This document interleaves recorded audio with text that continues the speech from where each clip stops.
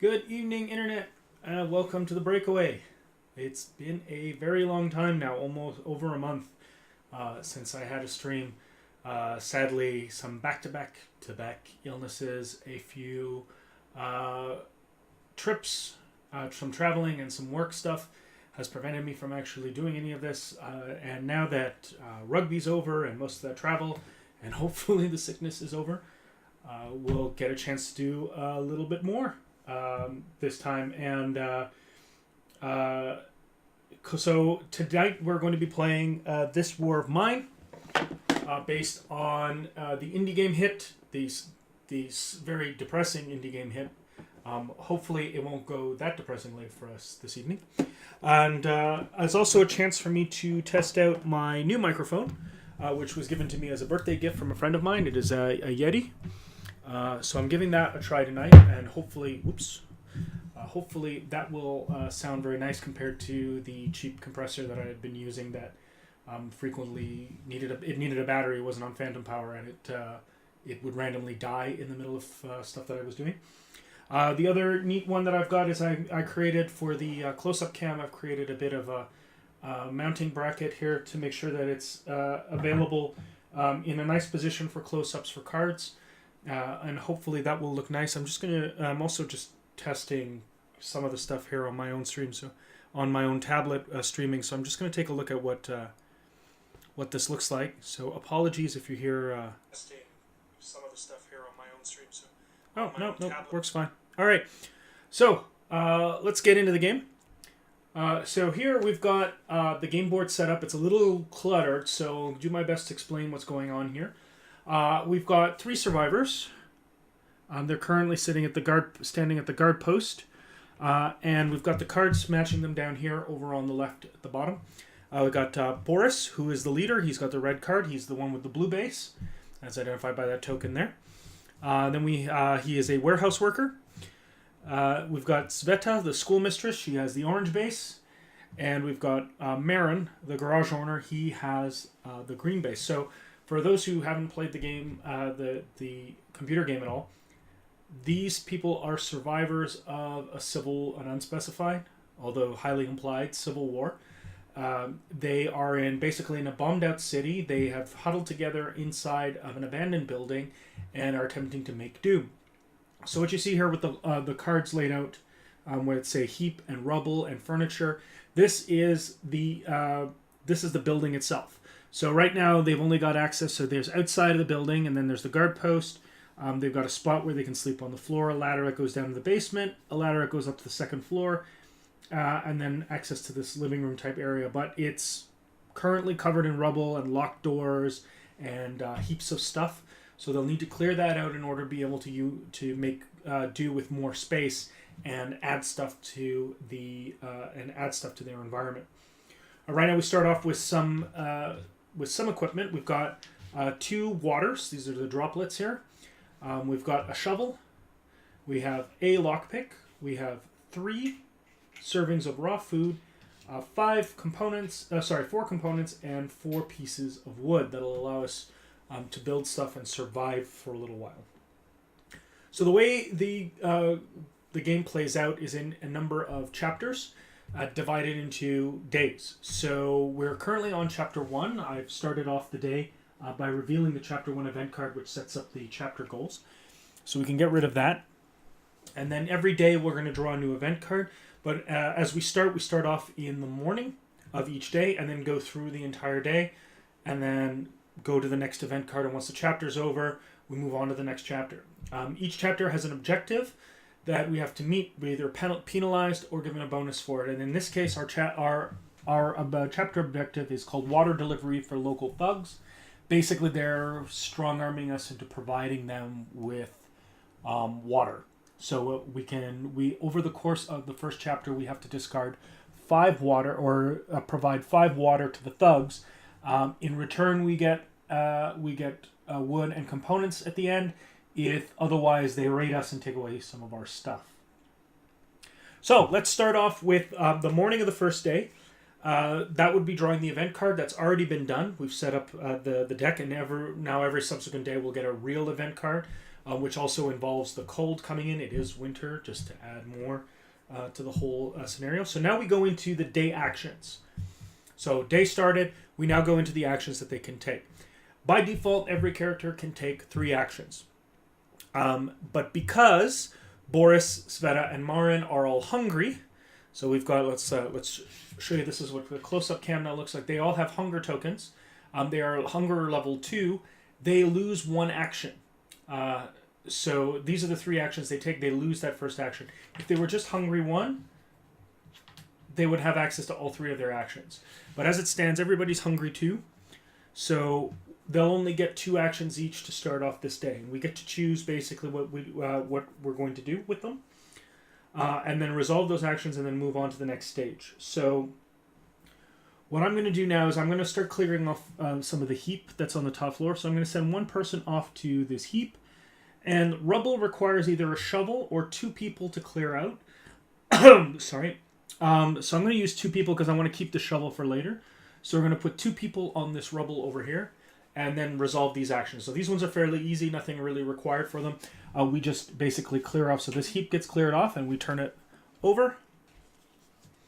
And we gain 1 wooden part, 1 sugar, 5 components, 1 weapon part.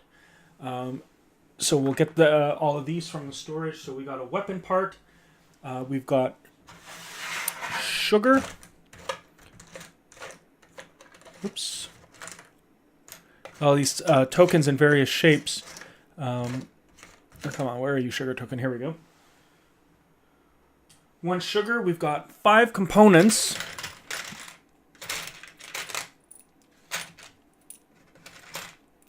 Which is going to be good because I'm going to build something in just a bit here. So we got 5 extra components and 2 wood. All right, so that all goes into our storage.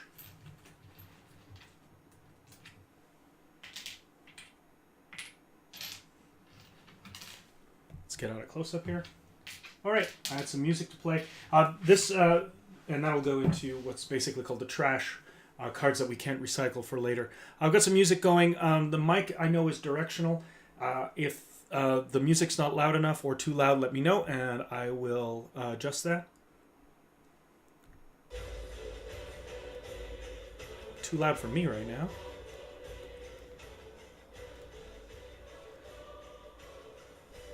All right, so that was the heap. So now let's take care of this pile of rubble. What do we got here? Whoops. Oh, that's it. We just got rid of rubble. Nothing there. So, well, we cleared it out. At least we got furniture to look for next.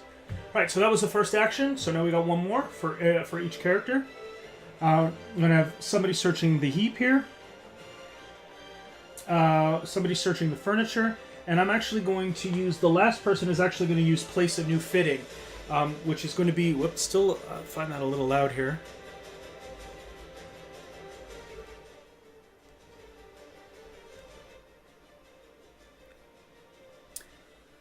So fittings are things that we can build in the shelter in order to make things easier. So what I'm going to build right now is a metal workshop. This is going to allow us to start taking things like components, and wood and building useful things. So if I use the shovel, I can then rebuild a new one. So in order to build the metal workshop, I need 5 components and 3 wood. So I've got 3 wood and I've got more than enough components because I just hit the mother lode on that heap. So I'll discard those.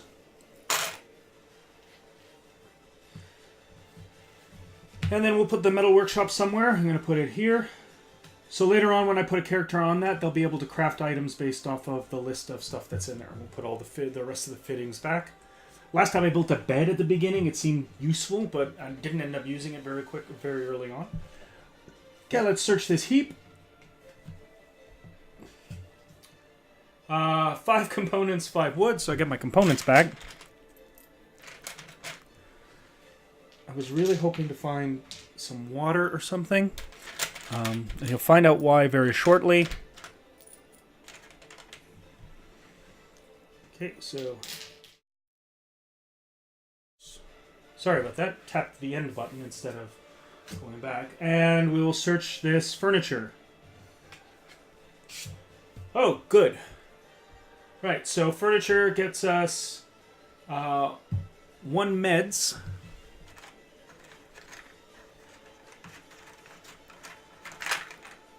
Those are bandages. Herbal meds. So we did get one. Or herb. Where's meds? Meds, here we go. Meds. Mechanical part. That's good. 2 water. Good there as well. And 1 wood.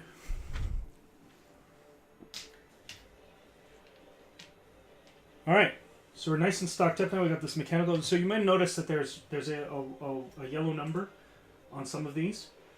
This is a trade value. So at some points you might be able to trade with other people in this world. So this will tell you what the value is versus what they could potentially trade back for.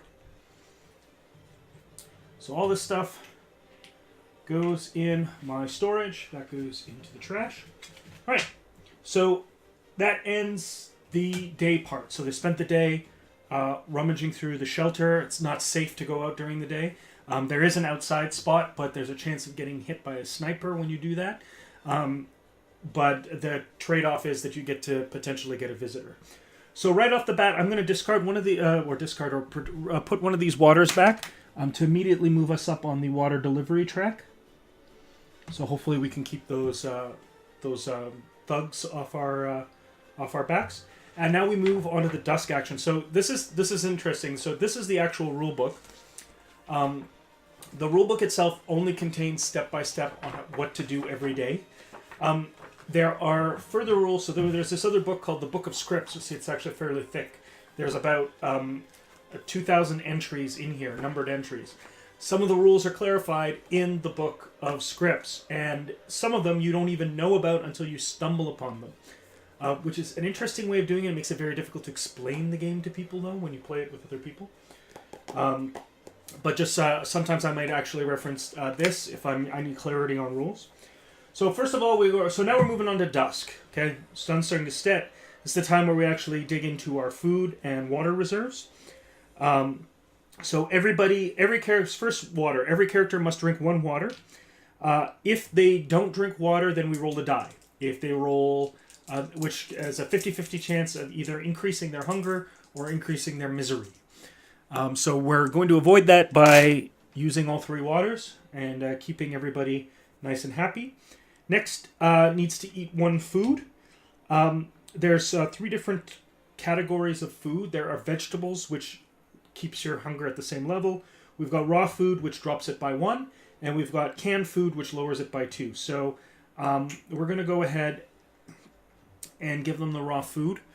So that'll lower their hunger all down to 1.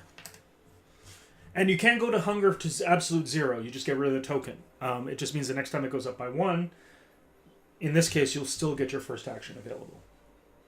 So everybody's eaten, everybody's drank, and we now move on to evening. So evening is when we decide what night actions are going to do. So now it's darker, it's actually safer to do stuff. The problem is, though, is other people are having the same idea. So this, we're going to probably get raided, and we can also send somebody out to scavenge a location. So we've got the locations here. The text is really small. I apologize. They're very tough to read, and that's as close as I could get the camera without not being able to see anything. So they're noted by their distances. This central square is quite close. This is the distant, and this is far. The number beside it is the number of exploration cards that we're going to actually build a deck out of when we get there, if we go to scavenge there, indicating how much time you have available to search the location before it's time to come back home.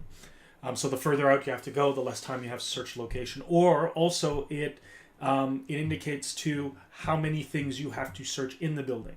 So for example, I could start searching Central Square and I might find a building with a locked door. And if I open it up, it might add some more cards in it because I'll have more opportunity to scavenge.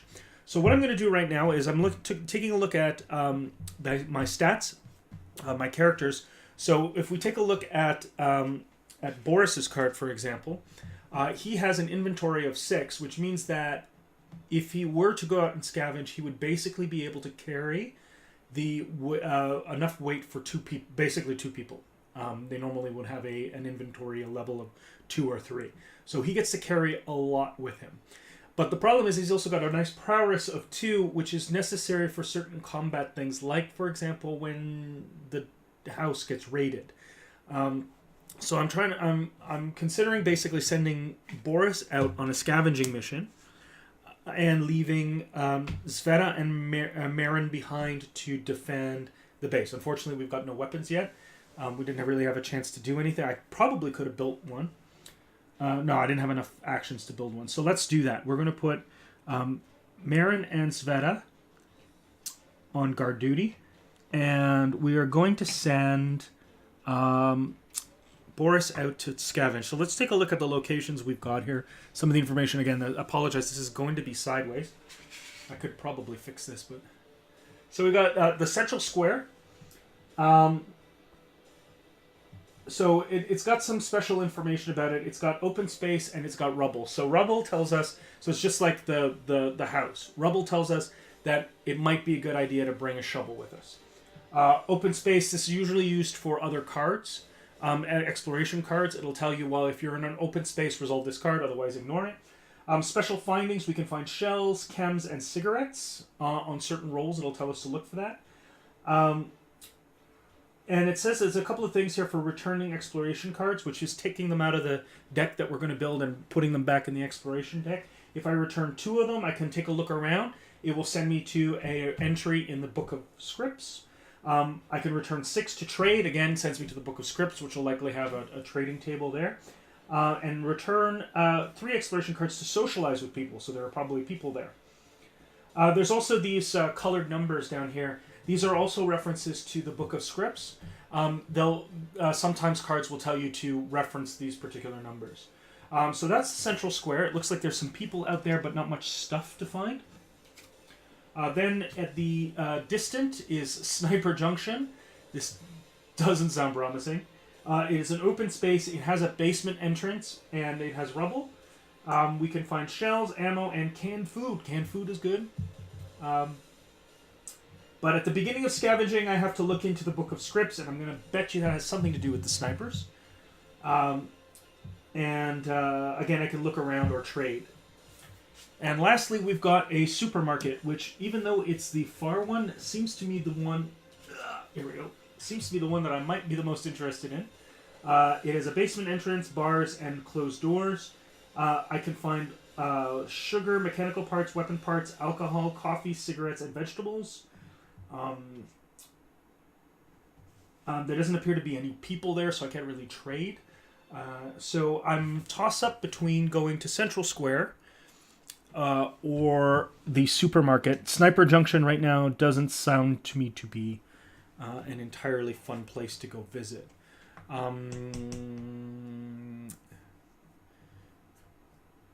Let's go supermarket.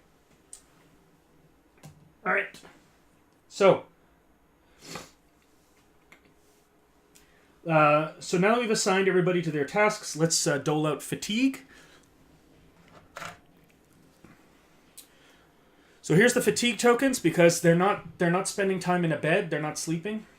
They're going to add fatigue tokens. We're going to start taking care of fatigue hopefully next round, when I will hopefully have a weapon available, at least a knife, so that I can just put one person at guard and then sort of rotate them in. So as you notice, fatigue level 1 does also notch off the first action. These aren't cumulative, so if I have hunger 2 and fatigue 1, I still only lose 1 action. It's the same one. I don't lose 2 actions. That would only happen later if I got fatigue 2. Then I would only lose 2 actions, not 3. So my first 2 actions I would lose, I would get the last one. But right now we're at hunger 1 and fatigue 1. If for basically everybody. So we're going to lose that second action next day. I should keep these tokens out. There's only enough for the 4 characters. So everybody's going to go fatigue down by 1. So now we deal with the scavenging phase. We chose one of the locations. And now we will build the exploration. Oops, sorry, close-up still up there. Now we're going to build the exploration deck. So I'm going to shuffle up the exploration cards. And because we're in the far location, we're going to deal out 10 of them into this unknown section here. So this is going to be the stuff that we might look at. Now, do I want to bring any equipment with me? I think I'm going to take that shovel with me. No, sorry, the lockpick. There's no rubble there, but I am going to take the lockpick just in case I run into any closed doors. Right, so nice and shuffled. So we're going to count out 10. 1, 2, 3, 4, 5, 6, 7, 8, 9, 10. So the exploration deck, we're going to go through card by card. There's going to be some that are until it's empty. There are going to be some that are going to give us the opportunity to leave early if we really want to. But otherwise, let's just start with each one. So we start with the top card of the unknown deck, the exploration deck, which is Search the Pantry.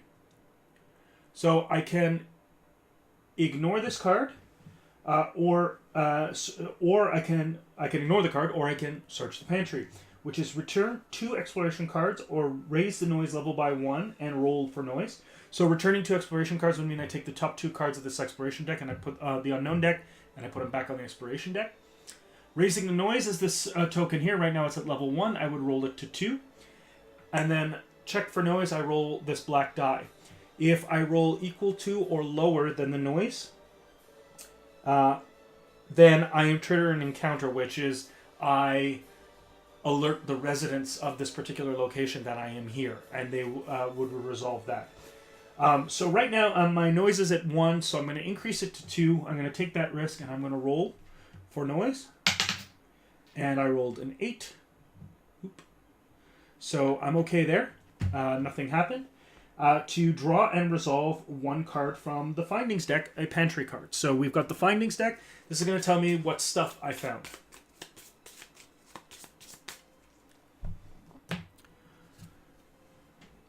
So this is a Findings card. We read under Pantry. We've got raw food, coffee, and sugar, and I get to roll against the special Findings list on the card. So let's first get the raw food. So this all goes in this Findings pile over here because I can't carry it all back home. Coffee. And sugar. If there's none left, and I still think there are some, then I'll just lay these out here for a second. It's kind of annoying to go through this pile. It's a well thought out organization for the tray here, but just a little difficult to find exactly what you're looking for. Here we go. Sugar goes in there, and I roll the die. So on, let's see here, we will roll a 4. We got a 4, and that means that I add more sugar to the pile. I'm probably gonna have to start looking to trade for sugar here. All right, so that resolves that. This goes into the discard pile. I can end the exploration now if I wanted to. I shuffle this card back into the Findings pile. I'm going to keep going. I found stuff. Stuff is good. I want to note, too, that some of this stuff has an icon with basically a bag icon. This indicates that it actually takes up weight. So, for example, coffee doesn't weigh anything. I can take back as much coffee as I want. Raw food weighs 1, so that would take 1 slot for the 6 that Boris has to take back with him. So we'll shuffle up the Findings again, and let's go ahead and take the top card of the exploration deck. All right. So this is a map card. So what I do here is I check the location to see if jammed door is on the list. So if for the supermarket there is a basement entrance, bars, and a closed door, but there is no jammed door. So I discard this card and draw a new card from the exploration deck. So this card is worthless, and I grab a new card directly from the exploration deck to replace it. Which I got another map card, and it's rubble, and there is no rubble at this location. So I discard that and draw another card, and this time I've got bars. Bars I can. I will resolve because there is bars. I can resolve this immediately or place it in the exploration slot and resolve it later instead of drawing a new exploration card. So for bars, I can saw through them. Requires a saw blade. A blade made of coleslaw. Saw blade, which I do not have, which will allow me to return 2 exploration cards and roll for noise. After I saw through, I add 6 cards to the exploration deck, from the exploration deck to the unknown deck, and I draw and resolve 1 findings card, a pantry card, and discard this bars card. So not much I'm going to be able to do there unless I end up finding a saw blade, which is unlikely, but I will keep it in the exploration slot. And let's keep looking. Door. So a door, I can either peek through the keyhole, return 1 exploration card, and look at the next card from the unknown deck, or I can enter, which is either rolling the noise, raising the noise level by 1, or rolling for noise. I want to keep them. I don't have very many explore cards in there right now, so I don't want to return any. So I am going to enter the door. I'm not going to raise the noise level, but I will roll for noise since I have a very, very low chance of actually hitting it. And I rolled a 5. I'm gonna have an easier. I gotta need another webcam to go on a dice tray here. So we're okay there. That'll go into the discard pile, and we will keep searching. Climb up. Look for another way. Return 3 exploration cards, or climb. Roll the gray combat dice for each scavenge character. Characters may use their prowess to reroll the results to determine how many wounds they suffered during the climb.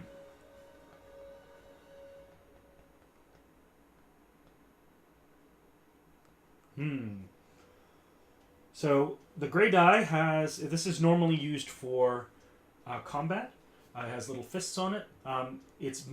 So this is unarmed combat. There's basically only one face with 1 fist and 1 face with 2 fists. The rest are blank. So let's go ahead and climb. And I rolled a blank. So nothing there. So no wounds.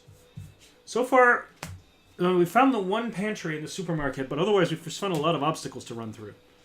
Next. Basement entrance. Which the map card basement entrance, which the supermarket does have. So we can keep this one. So enter, raise the noise by 3, and then roll for noise. Upon entering, add 5 cards to the explore deck from the exploration deck to the unknown deck. Also, you may discard this card during scavenging to draw and resolve 2 finding cards instead of 1. So it gives you a little bit more area to find in and a little bit more extra stuff. Now, raising the noise to by 3 would basically bring me up to 5, which would give me a 50-50 chance of triggering a resident, which would make it very, very difficult to search for through pantries or furniture, because they don't like it when you steal their stuff for some reason. So this is a tough choice to make. No,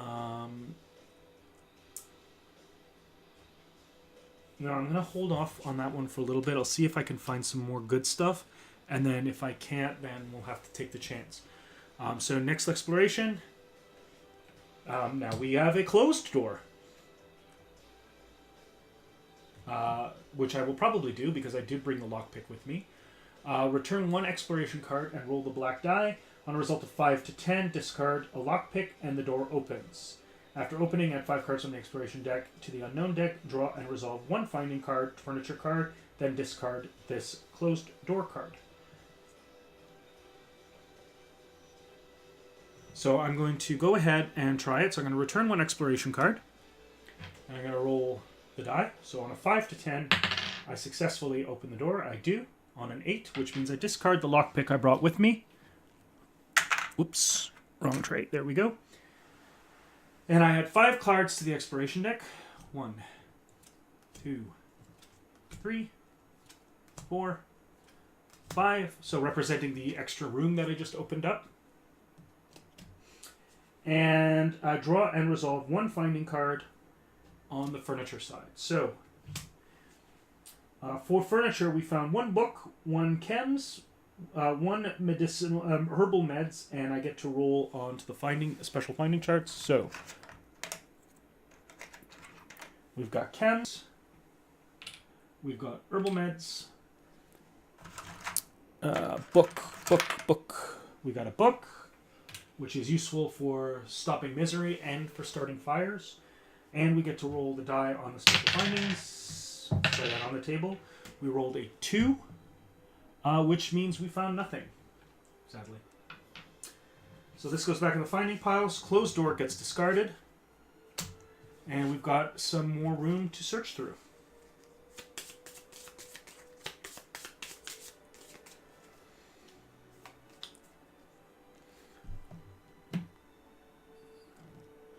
Actually, let's take a peek around the supermarket. Let's put 2 exploration cards back. And, sorry, I'm going to read this. The text is kind of tiny. We are going to look at entry 975 in the Book of Scripts. 975. 975. Roll the black die on... So, I have a 9.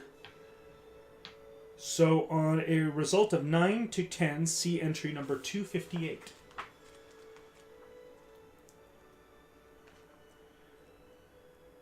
Alright. So, it's where things get a little dark. A faded leaflet with a skull and crossbone reads, "Danger, do not touch unexploded ammunition. Any weapons, ammunition, or equipment left behind or unexploded may be booby-trapped. Do not touch anything. Do not risk severe injury or death. Report any such finds to the nearest army outpost." And that's it. Back to the game. So that's what that got me. So again, thematic stuff. Again, we are working in a war zone here. So evidently somebody left notices around saying, "Hey, don't mess with any unexploded ordnance that you might find." So let's search again. We've got search the furniture. So notice it says private up here. This is if we had actually discovered any residents or alerted any residents to our presence. They would not take kindly to us actually searching through the furniture. They'd be like, "Hey, what are you doing to my furniture?" So let's go ahead and return 2 exploration cards. And we will resolve a furniture card from the findings deck. And what do we find? We found weapon part, raw food, and roll. Raw food, good. More raw food will be great. So we got a weapon part, raw food, and let's roll a 1, which is a nothing. The supermarket is depressing. Search for furniture. So let's keep going. Hiding place. You may ignore this card or return 2 exploration cards to save it and use it any time during this scavenging phase. After rolling for noise, you may discard this card to ignore the encounter or perform backstab, which is a combat move. I'm going to go ahead. How many exploration? I've only got the 2 left. So I'm going to ignore this card. So far, I haven't... sorry, ignore this card. Put in the discard. So far, I haven't really seen a need for it yet, so let's continue to explore. Poke about. Return 1 exploration card or roll for noise to choose 1 finding from the special findings chart. Choose 1 finding from the special findings chart for this location. I kind of like this. Again, our noise is only at 2, although I did roll a 1 just now. Hopefully that means that's out of the dice system. I rolled a 2, which is equal. Which means I do have to add and resolve a resonant card. Because apparently I got really, really good hearing.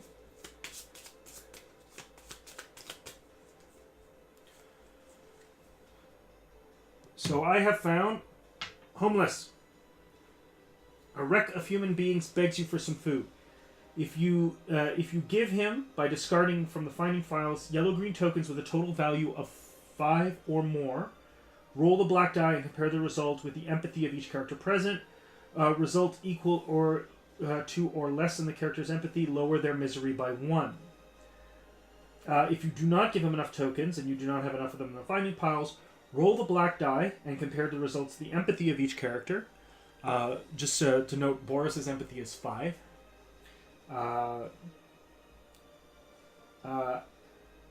Result equal to or less than the character's empathy, raise their misery by 1. Afterwards, remove this card from the game. So, again, Boris's empathy is 5. This is a 10-sided die. Considering that it's equal to or less, I have a better chance of rolling higher. So either way, how much stuff do I have here? So again, the value. This is looking at the yellow numbers, and I have to use green or yellow tokens. I'm definitely not giving him his food.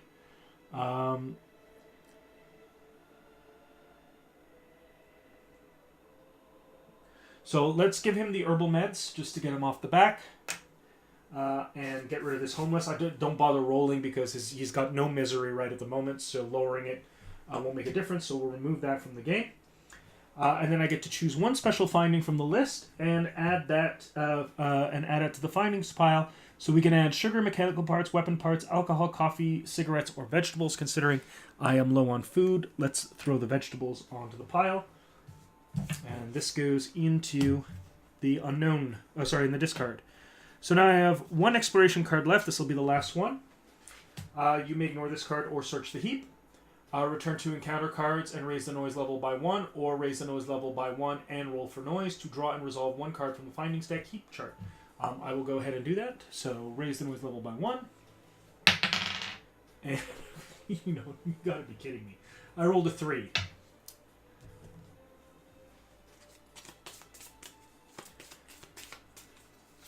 Alright, we have found survivors. Now luckily, survivors aren't really going to care if I'm searching a heap.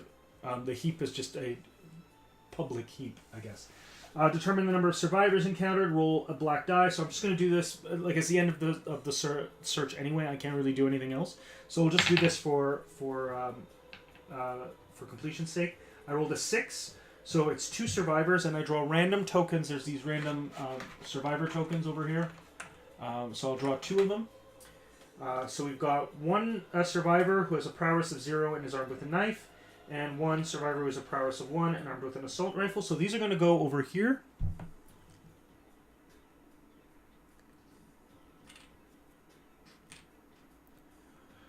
So this is the combat chart here. So we've got this one's with a melee weapon, this one's with a firearm, and then if they're wounded, severely wounded, and dead, we just move them down the track. So it makes it easier to keep track of that. Place this card in the exploration slot until you leave this location. Whenever you take anything from the pantry or furniture, roll a black die on a result of 1 to 4. See entry number 99 in the script book, which is, again, when they get angry. I can return 1 exploration card to talk to them or trade with them. At the end of the scavenging, remove this card from the game. So this isn't going to help at all because it's just going to sit here and I don't have any cards to put back. So I do get to resolve a findings card from the heap, but again, the heap is junk, like it's just common stuff. So I get a broken guitar, which I can potentially fix later to avoid misery. Shell.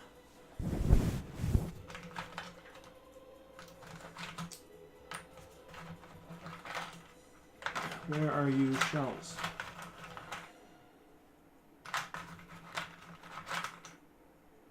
If anybody knows anybody at the Broken Token, love to have this organized a little bit better.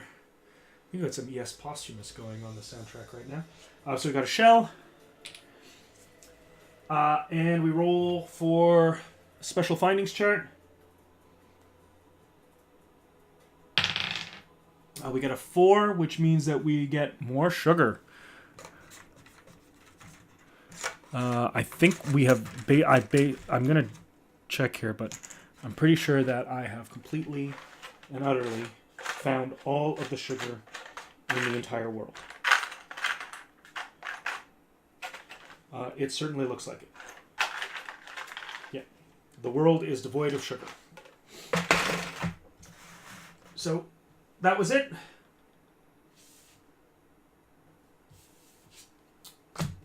So this goes back into the findings pile.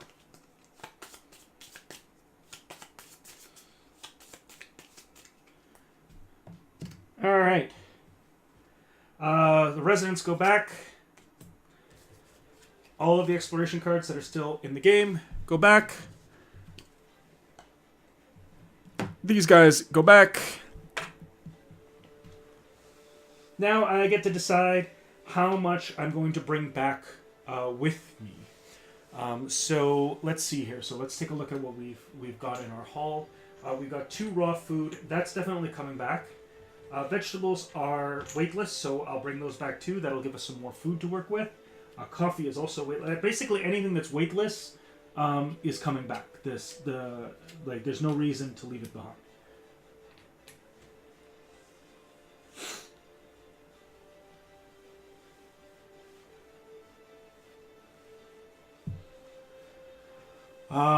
Next we've got so far we've got all of this stuff is free, like there's no weight to it. So we're taking 2 weight worth of raw food, and he's got a total of 6 available to him. We've got 2 sugars, a weapon part, and a broken guitar. Those all have a weight of 1. So this going. So that would total him out. So he'd be able to bring all that back.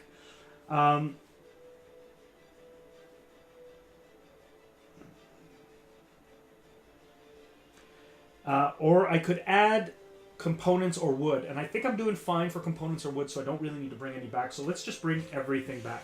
Now, one of the hidden rules in the game is that I could actually leave stuff behind to be found later, but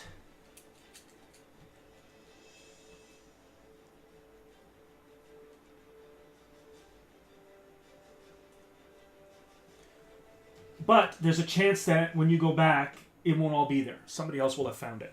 So we're going to bring all that back with us. However, that only happens during the dawn phase after the night raid happens. So let's move on to the night raid. So we've got our guards. We have no weapons available for them to use. They could only wield 1 if they wanted to, but they're both going to be unarmed.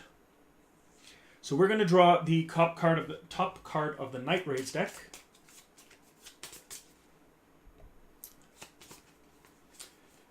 Which is Starving People. The damage that they're going to do is 1 wound, and any 4 tokens starting with green resources. So what I get to do then is, for each guard, I roll the resulting the actual die for what they're going to use. So both Marin and Sveta are unarmed. So they're going to use their fists to try to beat away the Starving People. If I don't like the roll, I can re-roll it if they've got the prowess for it. Zveta's a prowess of 0, so I'm going to have to accept whatever roll she's got. Marin's got a prowess of 1, so I get to re-roll once.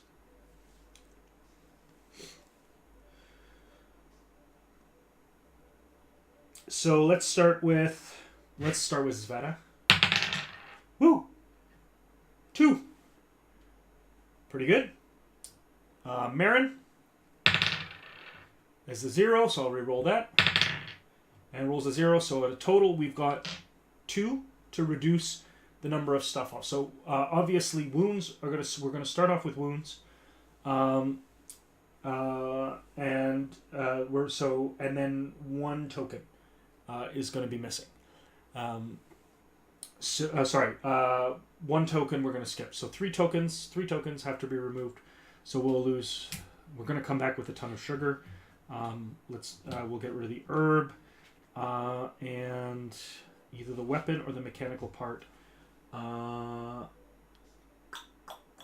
think I will lose the mechanical part because I can use the weapon part to make a weapon next time. So these 3 tokens will go back.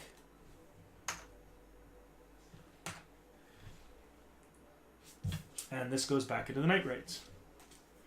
So not bad. Could have been worse. So now, because everything's getting worse every night, we've got some more dangerous night raids and residents that we can encounter during this scenarios. So I get to add any 2 cards of any combination to the residents or night raids deck. So I'm just going to do 1 of each. So 1 resident card, 1 advanced resident card, and 1 advanced night raid card. So at random, let's just throw that down there. So that's 1 night raid. And 1 dangerous resident. Alright, it is dawn. The scavenging party returns, so let's put all of our stuff. There we go. We dropped some sugar and food on the way by. So we got enough food to last tomorrow. We really are going to have to try to find some water, though. Alright. Meds and bandages. We don't really need to assign any, so it comes back on the guard. Now we draw a fate card.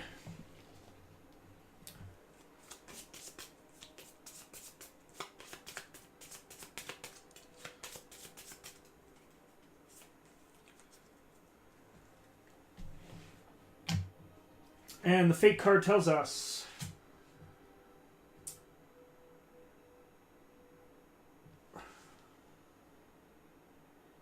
raise the wounds of all wounded, unbandaged characters by 1.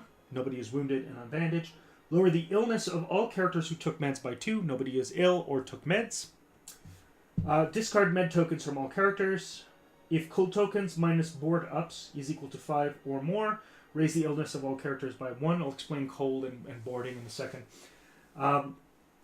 Exchange the nearest small location. The nearest small location, there is no small location. So there's a size here. So the central square is large. The sniper junction is medium. And the supermarket is medium. So there is no small location. Otherwise, I would have swapped it with another one from the deck. Resolve weight tokens. There are no weight tokens yet. And resolve spirit. A for all character cards.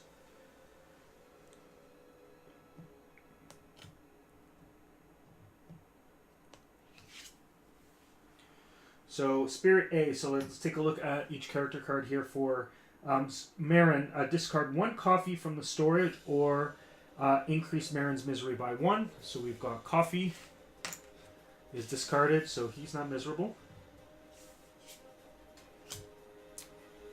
Sveta. If any character in the group is hungry level 3, raise Sveta's misery by 1.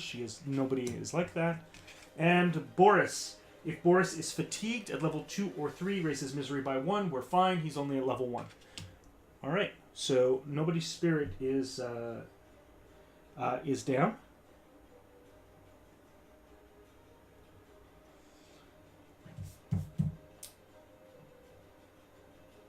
And this goes back in the face deck.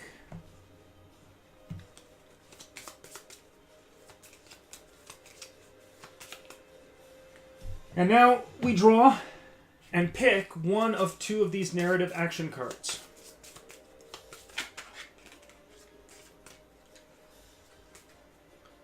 So the 2 we're going to get is Through the Sewers and Resourceful. Let's see what they do.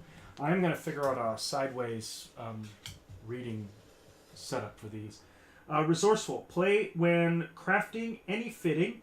Ignore the requirement for one of the resources or token types. So I could potentially build any of the fittings like the Metal Workshop with ignoring any one category. So that could be potentially very useful. And Through the Sewers says, let's see, does this fit in here? Yeah. Play at the end of the night raid phase. A chosen character on guard duty may bring additional items from the finding pile to the storage. This character may bring as many tokens as they can normally carry. With Boris's inventory, I think we're going to be fine. So I'm going to go ahead and take Resourceful. And we shuffle through the sewers back into the Narrative Actions deck. So that's the end of one day. At this point, the game actually comes with this handy little notepad that would allow me to scribble down exactly what is placed where on the board, and a bag where I could bag up all of the specific materials for this particular game, and another bag where I could put all the stuff that has been removed from the game, and I could save my state, and then start over again at my next play session. So that's actually pretty cool, giving you the save option. There's also an app that's been released that replaces the book of scripts. I was thinking about using it, but I couldn't really integrate it in with the stream very well. However, it will eventually have a save function, which will help you note what you have where. But for the moment, we're actually going to continue on with the next day. So I'm going to finish the next day and then call that for the night, and I'll save it, and then hope maybe at some point, now that I can stream a little bit more frequently, I may come back to it. So, starting with the morning. Everybody's back. It's time for morning. We draw the first card of the event. We have the card on the event deck. Oh boy. Famine. So first thing, we add 2 cold tokens to the cold space. So as I said earlier, it is winter. It is getting colder. So as it gets colder, we also have to... So we've got 2 cold tokens up there. As it gets colder, we also have to plug in the holes. There's a hole here, there's a hole here, there's a hole here. That result in our... then there's another one down here. That result in the shelter being a little bit flimsy. So as the cold increases, we need to do something to keep from the cold from getting in. Famine. Place this card on the findings pile. If any card is already there, remove that card from the game. The value of canned food, raw food, and vegetables is raised by 3. Oh, that's actually a good thing. Okay, so the trade value of any food is increased by 3. So if I find any additional food while I'm out scavenging, it will be worth more when we go to. It'll be worth more when we go to trade with it. All right, it is time for actions. Once again, all the characters are 2 actions because they are fatigued. They aren't hungry, but they're fatigued. So let's pick a couple of actions here. So let's see what we can potentially do. We've got some rubble at the top that leads to 2 closed doors, but I have no lockpicks, so not potentially worth too much there. The bars down at the bottom, I don't have a saw blade. I would need to build one in order to get through there, which would take me a weapon part and a component, but I've only got the 1 weapon part, and I would probably like to have a knife. A knife sounds pretty good. So what I'm going to do, therefore, is I'm going to assign 1 person to the metal shop.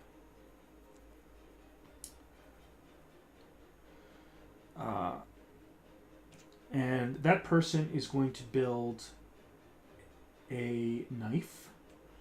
And the other 2 are going to come down here. Should I put 2? I do have a shovel. You know what? Let's just put 1 person on that.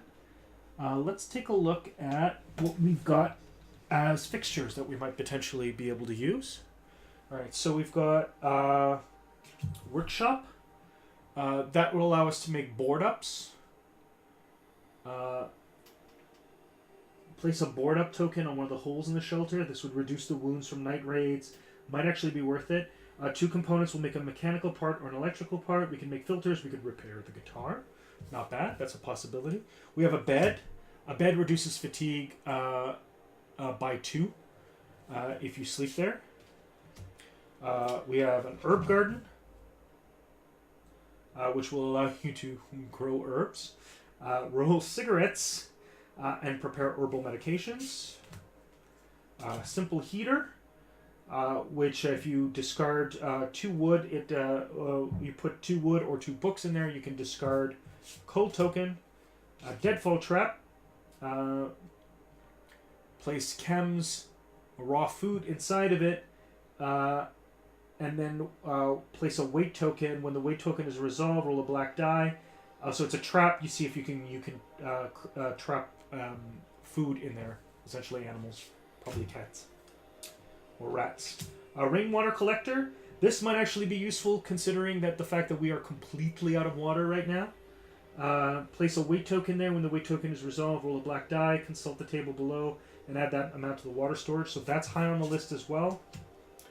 Crude stove will allow you to prepare meals. So vegetables can be made out of herbs and water.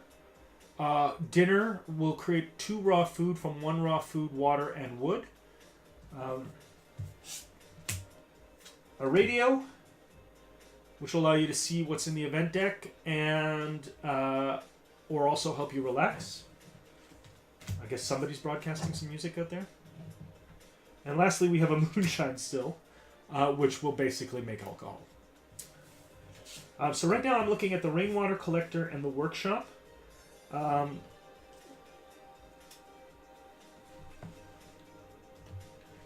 I do have that resourceful. So the workshop would take me 1 mechanical part, 5 components, and 3 wood. The rainwater collector would require 1 filter, 1 mechanical part, 5 components, and 2 wood. Now I don't have any mechanical parts. I got rid of them in the raid. So I could use resourceful and then ignore the requirements and build the workshop that way, and we can hold on to the rainwater collector until we can either build or find a filter, which we could do with the workshop. So we'll go ahead and we'll build. This is going to cost 5 components and 3 wood. So 5 components and 3 wood out of storage. And let's build the workshop, which we'll put there. We want to craft a knife.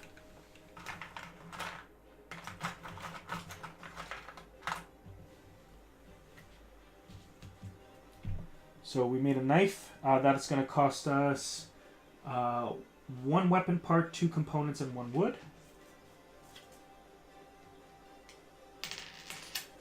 Just going to put these to the side here so that I don't have to pick everything off. So we've got a knife now. And we're going to use the shovel to dig out this rubble here, which I don't think has anything. No, just remove this card from the game. All right. And that is our first action. Next. Well, we've got this heap down here. Might as well search through that. Man, we really need some water, don't we?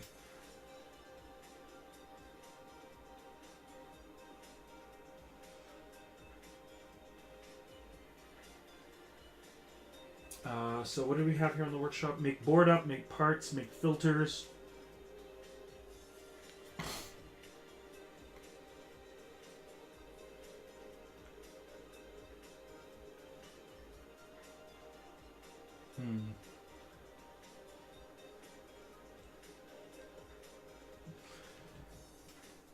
Well, we're probably going to end up building some stuff anyway, since we'll work through all these components that we've got.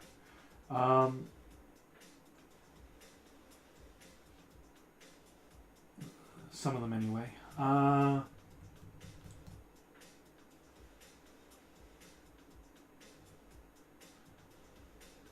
Too bad I can't use the guitar as a weapon or a shovel.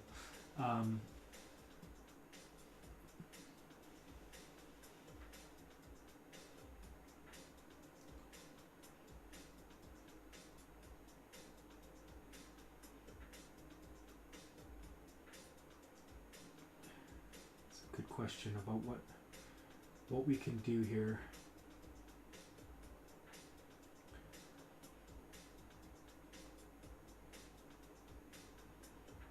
And I don't have any mechanical parts either, so that sort of limits what I'm going to be able to do. Alright, so let's make another knife so that anybody who's left behind is armed, or even if anybody goes out.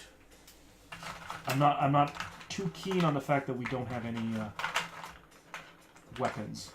And also, if we get more, then they make some good trading. Make for some good trading. We know we need filters, so let's go ahead and make a filter. Oops.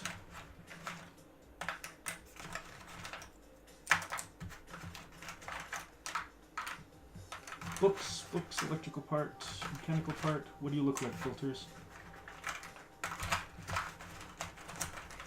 Because we really need that rain barrel. We're really out of water, and unless this this heap here has quite a bit, then somebody is going to be either hungry or miserable by the end of this.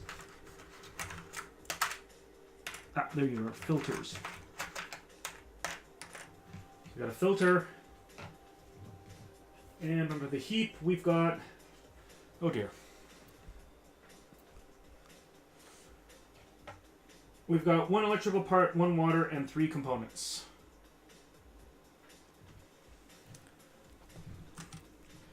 One electrical part, 1 measly water,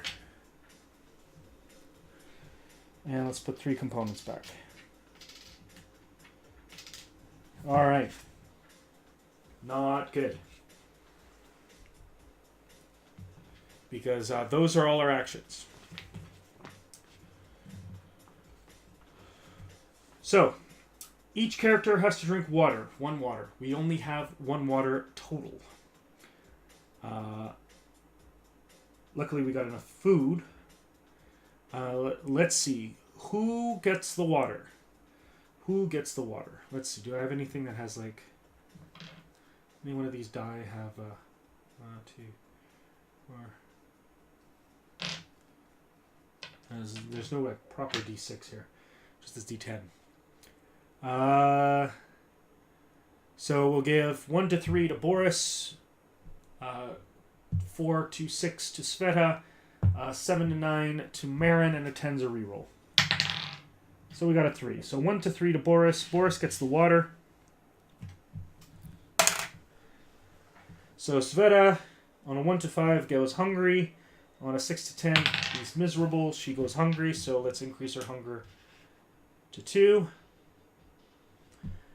And Marin has a 2, so increases his hunger. That's good because we've got food. So now it's food time. So Marin and Sveta will get the raw food. That'll drop them both down to hunger of 1.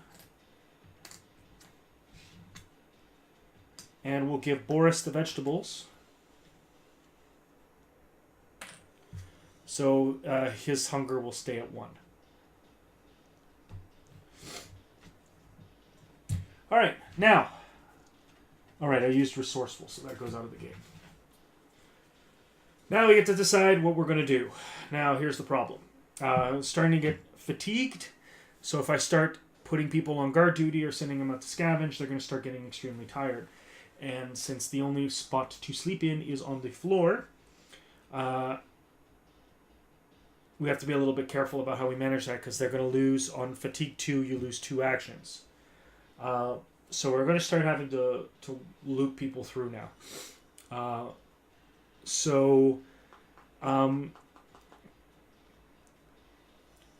Let's see.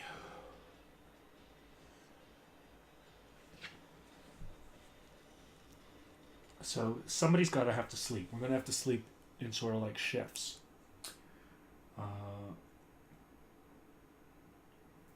I'm thinking that we'll probably send Boris out to scavenge again.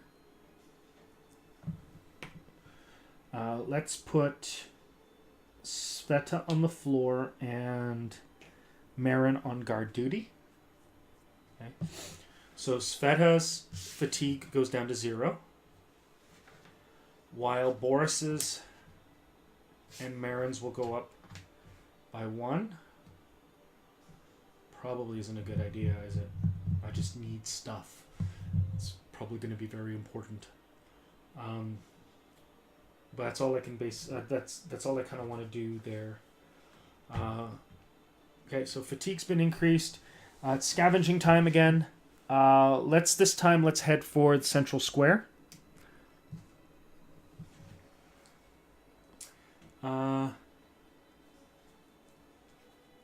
Yeah, I don't have any shovels for the.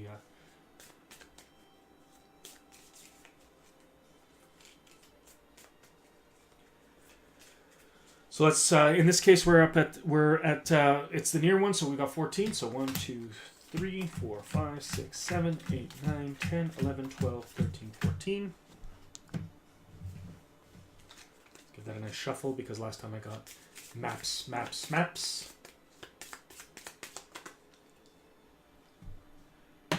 All right, and let's see what we got. We start with stairs up. Look for another way or enter the stairs. Raise the noise level by 2, and roll for noise.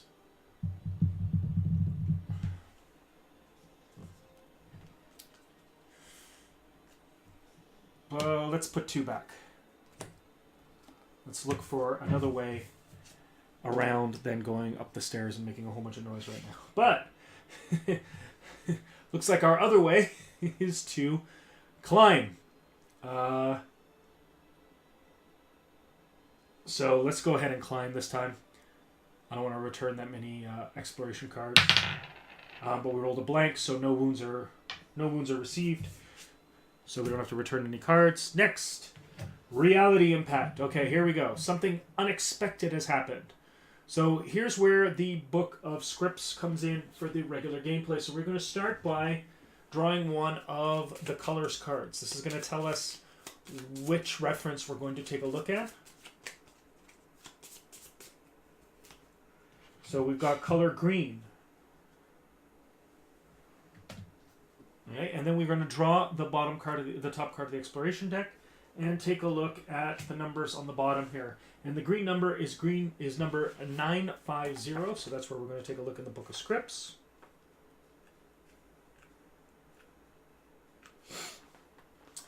Yeah, 950. And here we go. An older man struggled and grunted as he tried to pull a huge sack filled with coal. He stopped from time to catch his breath. When he'd regained his strength, he pulled the sack behind him and made his way toward the exit. In silence, we watched him for a few minutes. Until then, he hadn't seen us. There'd been no coal in the city for months, so where did he get an entire sack of coal? And now we've got a decision to make. Do we rob him and thus relieve him of his burden? Do we help him carry the sack for a bit, or do we leave him alone?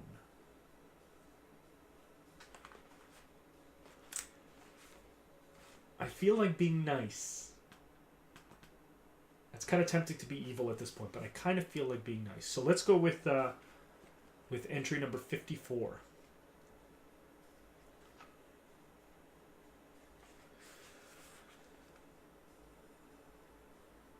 The man was surprised and afraid when we stepped out of the shadows. He was extremely suspicious of our offer to help him carry his loot. He didn't trust us and kept gripping the sack until we reached his destination. He lived nearby, a few houses down the street.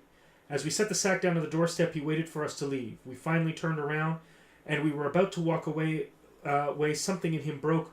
We heard him call out and yell, "Thank you, thank you." And that's it. So we made an old man happy.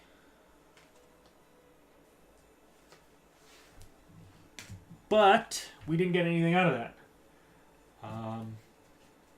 So, yay, I guess. Starting to think I should have stolen the coal. I know if my brother Dan was playing, he would have said to steal the coal. Pretty sure about that. Exploration time. Next card. Stairs down. So we had up, and now we're going down. We really haven't found anything yet. It's an M.C. Escher painting. We're going upstairs, climbing downstairs, and somehow there was an old man there. Return 3 exploration cards, or raise the noise level by 3 and roll for noise. Let's go ahead. I don't want to return too much. 7, we're good.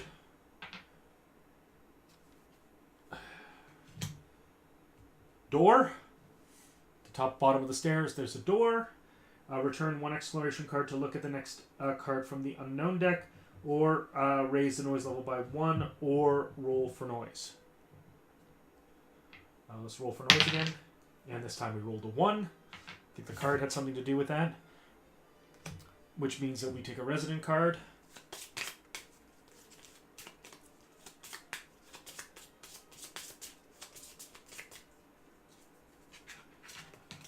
And we have found rebels.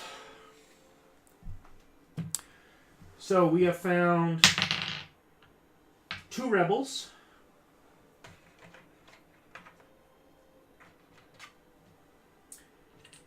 They are, so we've got a rebel armed with a knife, and a rebel armed with a shotgun. Rebels are offering you some items. They have 1 moonshine and 1 cigarette to exchange. Trade commission is 2. See journal trade sheet. If you do not trade, roll the black die. Result 1 to 5. See 779. If you trade, you will return 1 exploration card to talk or to trade. Afterwards, shuffle this card back into the residence deck. Well, I have nothing to trade with.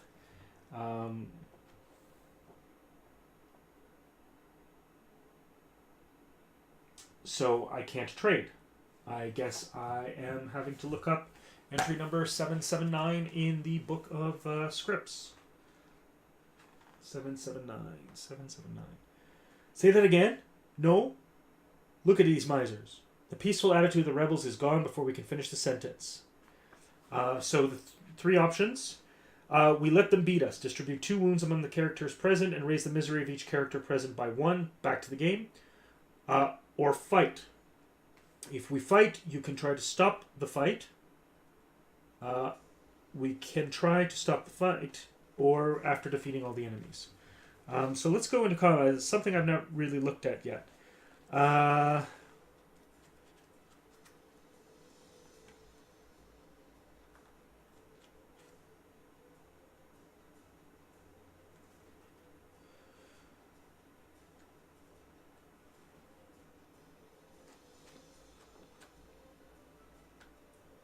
I don't know if I actually want to fight these guys. He's got a shotgun. That's pretty nasty.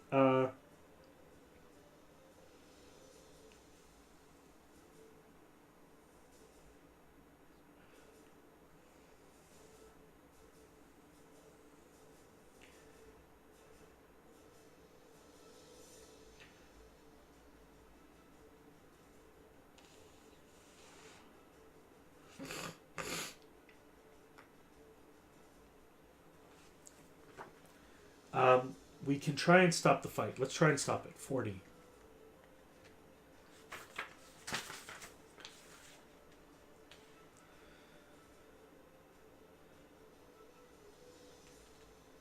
Oh, can be triggered after each round of combat.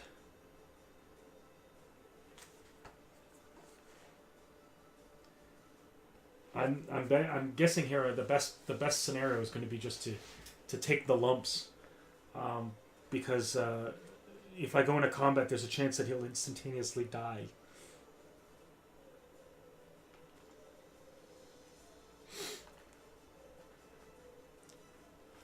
So, yeah, sorry, Boris, you're going to take 2 wounds and 2 wounds and 1 misery.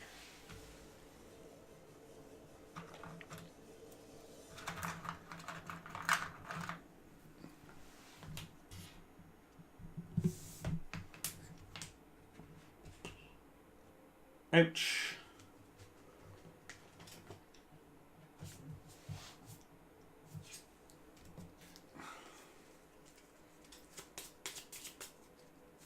I just realized that I didn't roll before checking entry 779, which might have made a difference. All right. Next card, another reality impact. So in this case, whoops, this one's a little bit different. I draw the card from the colors deck.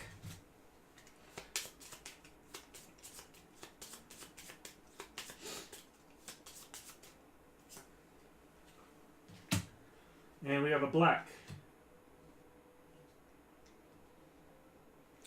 This time we're actually looking at the exploration chart on this location. So on the exploration chart, we have number 342. So grab the book of scripts, and we've got number 342. It's a very unfortunate scavenge. 342. A man in bloody clothes roams around the square. His screams can be heard even inside the nearby buildings. He wanders around without purpose, his face hidden in his hands. From time to time, like a moth, he walks into streetlights or other obstacles. After a while, we see why he's doing this. Someone took his eyes. It looks like knife wounds. The shock he must be feeling, knowing where he is and what else might happen to him, must be terrifying. After a while, his moans and screams start to make sense. He's screaming, "Kill me, kill me, kill me." Sorry, it's pretty dark. Kind of unpleasant. He did warn you it was black. Black things are indicated here. It says, note, blind reality impact scripts often depict blind and merciless fate, literally blind fate in this case. If you do not wish to have such events in your game, remove this card from the game and draw another card.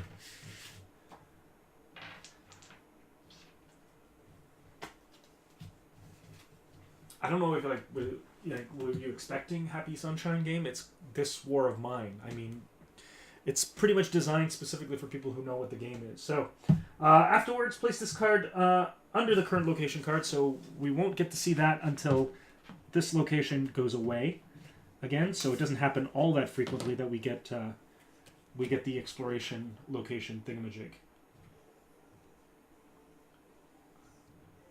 I'm guessing these guys are gone now.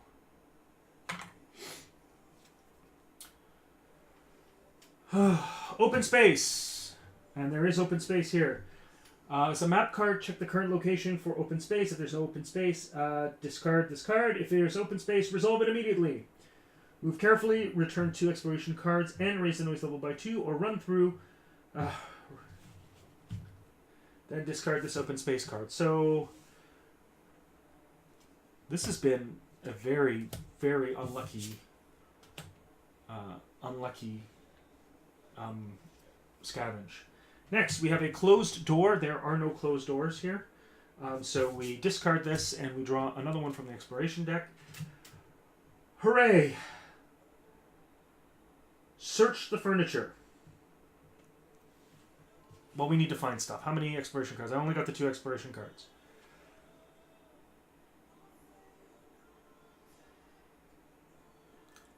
If I roll for noise...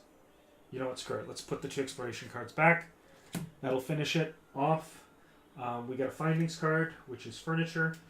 We find a knife, which we just spent building so many knives. Well, we've got knives. We've got tons and tons of knives. In fact, I think I may have built all the... No, there's one more knife. Okay. We found a knife. We find a shell.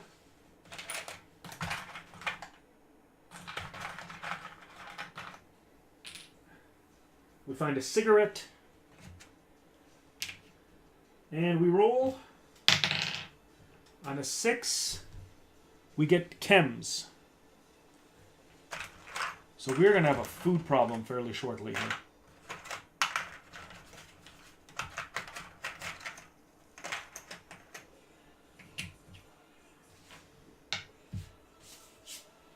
All right. And that's it. Hi, Mikey Boy 3003. All right, so that ends the exploration. Unfortunately, a scavenge. Unfortunately, a very, very poor scavenge for Boris here. All he managed to do was find a couple of items and get the crap kicked out of him.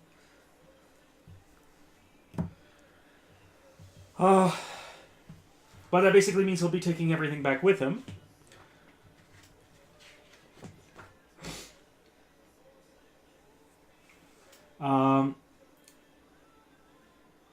And frankly, he might as well take some components and wood back with him because he's basically coming back almost empty-handed. So he can basically take on 5.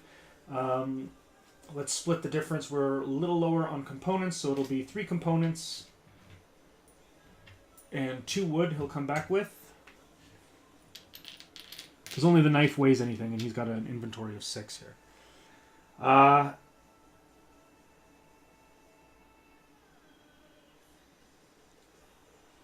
So now we go to the night raid phase. So let's see what's in store for our friend Marin, who's waiting at the door with a knife.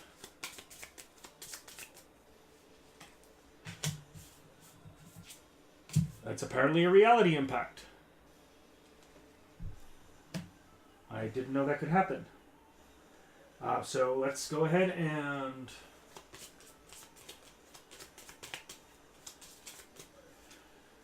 We got a color green. Thank goodness it wasn't red or black. Top card of the night raids.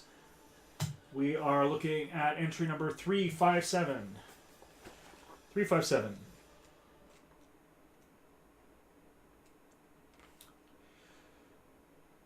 Okay, let's not waste too much time wondering who we should be thanking for this peaceful night. The peacekeeping forces, yesterday's reopened talks, or maybe the food drops. It doesn't matter. We've now got the chance to catch up on some work and better prepare for the days coming. The end of the war must be near. We just have to wait. Each of the characters on guards may now perform additional actions, up to 3, regardless of black dots on their state tokens, as if it were day actions. You cannot perform an outside action. Oh my god, something good happened. So 3 actions. Marin can take up 3 actions. That's absolutely fantastic. Let's see, what can we do here? Well, what was that rainwater collector? Needs a filter, a mechanical part. I don't have a mechanical part. Can I build a mechanical part?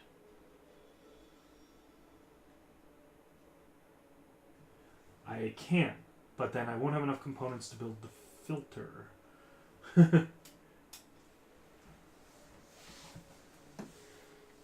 We could do that tomorrow.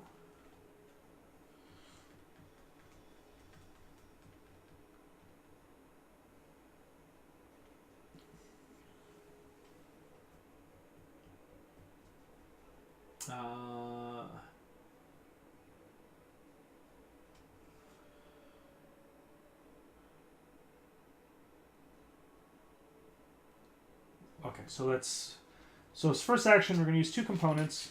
We're going to build a mechanical part that we need to make this rainwater collector.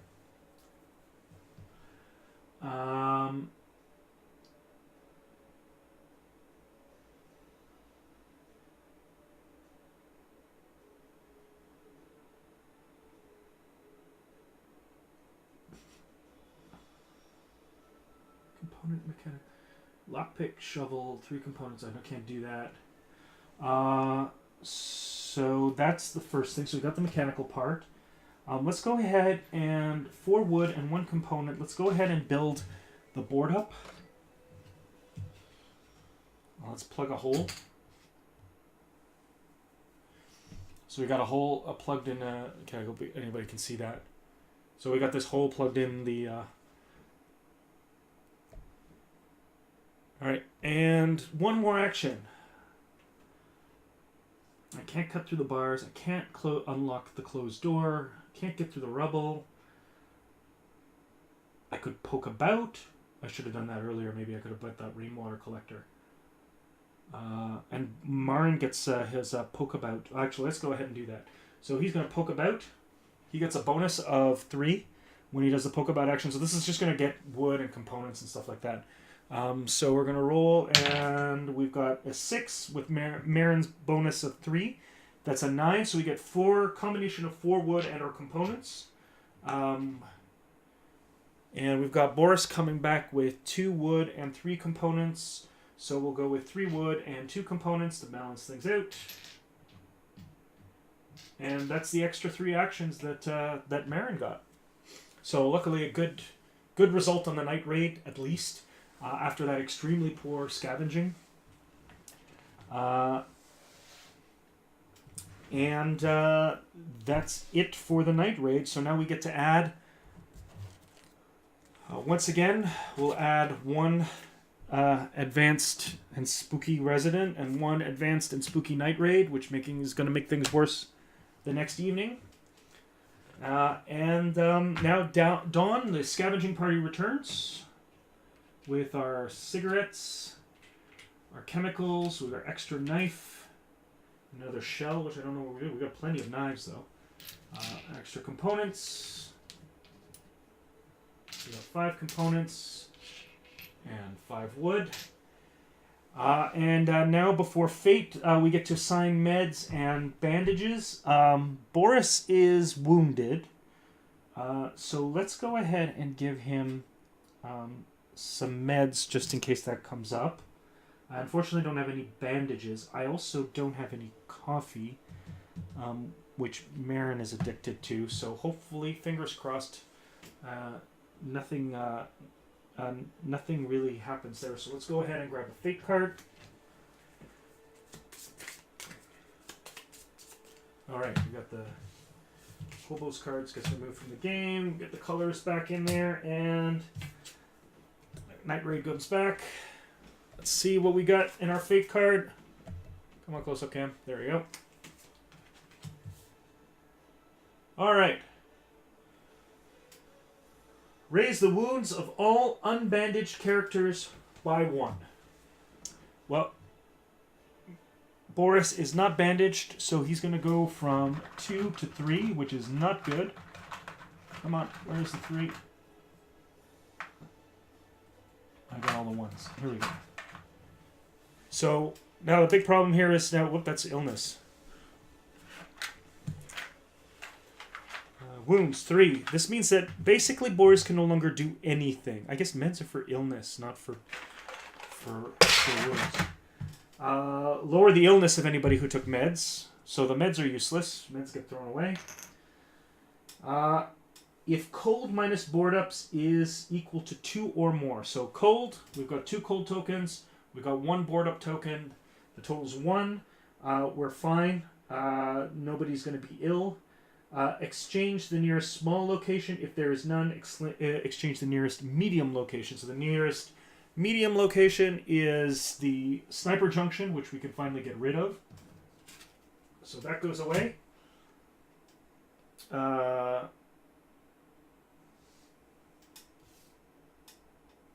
Supermarket gets closer, and we've got the ruined villa is getting added. So it has a basement entrance, some rubble, and a jammed door. We can also find books, mechanical parts, raw foods, and knives there. So that'll go into the far slot. Resolve any weight tokens. We don't have any weight tokens right at the moment. And we resolve Spirit B on all character sheets. Marin is unfortunately going to have to increase his misery because we don't have any coffee for him. So he's a little miserable.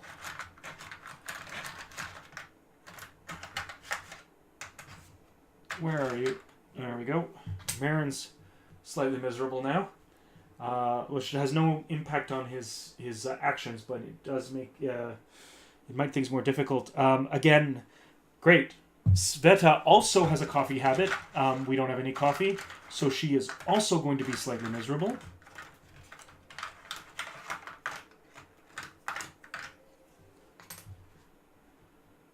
And Boris needs a cigarette. Luckily, we've got a cigarette. So his habit is fine. We'll go ahead and discard the cigarette. So at least he's fatigued and he's wounded to the point where he can't do anything, but at least he's not very miserable. He's kind of miserable. Alright, so that's it for Fate. And now we take our 2 narrative actions.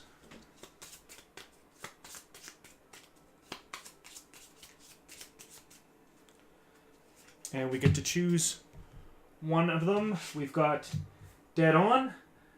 Play during any combat or during your backstab. If you're wielding a hatchet, automatically kill 1 enemy. Or play during the Night Raid phase. If character on guard has a hatchet, automatically ignore 1 Night Raid card. I still don't have a hatchet though. And the next one is Vigilant Watch. Play during your Night Raid phase. Lower the damage wounds from a single Night Raid card by 4 tokens, resources, or wounds. Requires 1 character on guard duty. I will go with Vigilant Watch.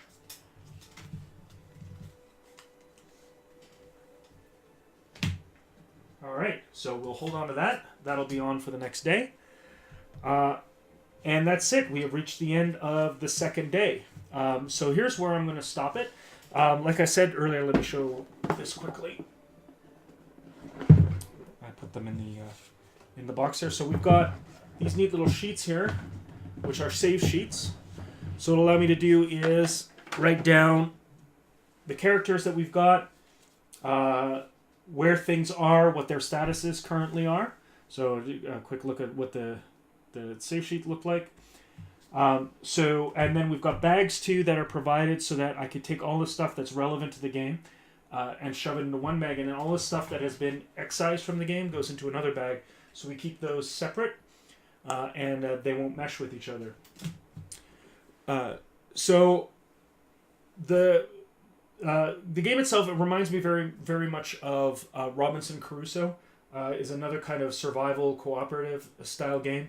Only it's Robinson Crusoe is a little bit easier to take the tone more lightly compared to this one, where obviously we had the guy with his eyes cut out wandering around the central square yelling "kill me," so the tone is significantly more dour.